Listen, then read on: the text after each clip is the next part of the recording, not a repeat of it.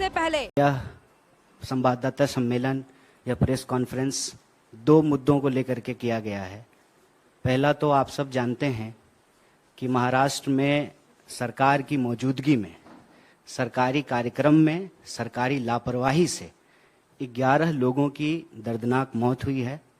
हम भारतीय राष्ट्रीय कांग्रेस की तरफ से शोक संवेदना व्यक्त करते हैं और ये मांग करते हैं कि सरकार बिना किसी लापरवाही के, बिना किसी बहानेबाजी के, बिना किसी आनाकानी के इसकी जिम्मेवारी ले और कुछ सवालों का जवाब दे कि जब एक सरकारी कार्यक्रम किया जा रहा था, सरकार के तमाम बड़े अधिकारी और मंत्री वहां मौजूद थे, तो इतनी बड़ी चूक, इतनी बड़ी लापरवाही कैसे हो गई।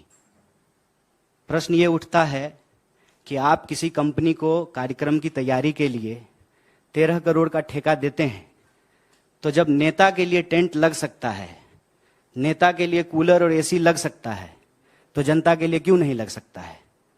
क्या आपको इस बात का पूर्वानुमान नहीं था। कहते हैं कि डिजिटल इंडिया है, डिजिटल इंडिया में हर कोई अपने मोबाइल पे वेदर चेक कर लेता है। क्या मंत्री जी का मोबाइल काम नहीं कर रहा था।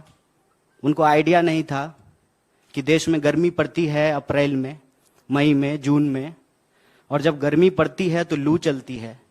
गर्म हवा चलने से जो है लोगों की तबीयत खराब होती है।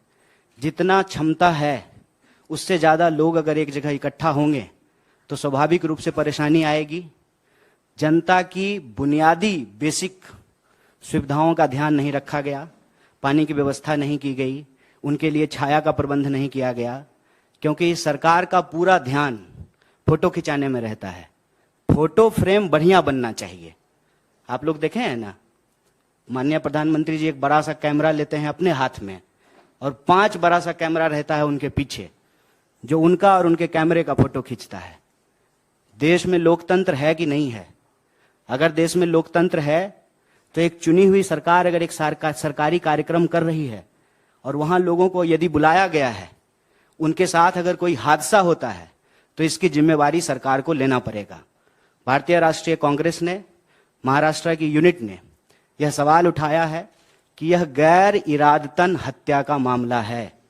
सरकार इसकी जिम्मेवारी ले और उसकी जिम्मेवारी तय करने के लिए देश का सबसे महत्वपूर्ण विपक्ष होने के नाते हम सरकार से यह सवाल उठा रहे हैं कि आप घटना के बाद बहानेबाजी ना करें, इधर उधर की बात ना करें, जिम्मेवारी तय करें, जो लोग दोषी हैं उनके ऊपर कार्रवाई करें, और सबसे ज्यादा दोषी तो सरकार खुद है, तो यह दोष को अपने मत्थे ले और इस तरह की कोई भी घटना आने वाले दिनों में ना हो, इसको सुनिश्चित किया जाए। यह भारतीय राष्ट्रीय कांग्रेस की तरफ से हमारी मांग है।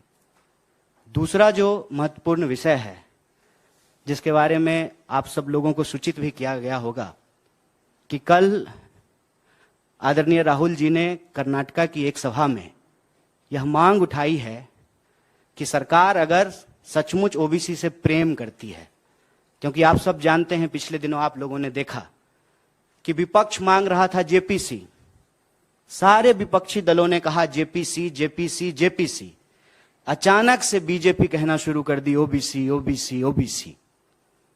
जेपीसी की मांग के सामने अगर ओबीसी की बात बीजेपी लेकर के आई है तो यह जरूरी हो जाता है कि कुछ सवाल सरकार से पूछा जाए। सबसे पहला सवाल यह है कि प्रधानमंत्री बड़े जोर शोर से कह रहे हैं कि डिजिटल इंडिया का दौर है, तो डिजिटल इंडिया में, डिजिटल दौर में सबसे जरूरी चीज है डेटा। अक्सर आप सब लोग सुनते होंगे कि कहा जा रहा है कि डेटा न्यू ऑयल है, जिसके पास डेटा होगा वो दुनिया का लीडिंग पावर होगा।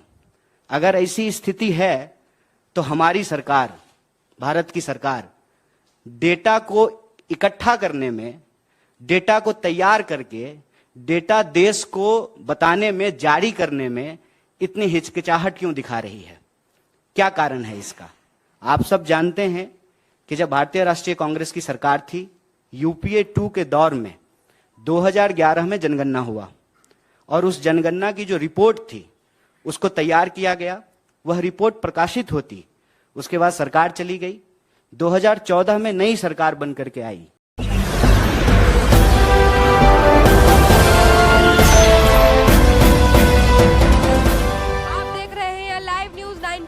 राष्ट्र सबसे पहले।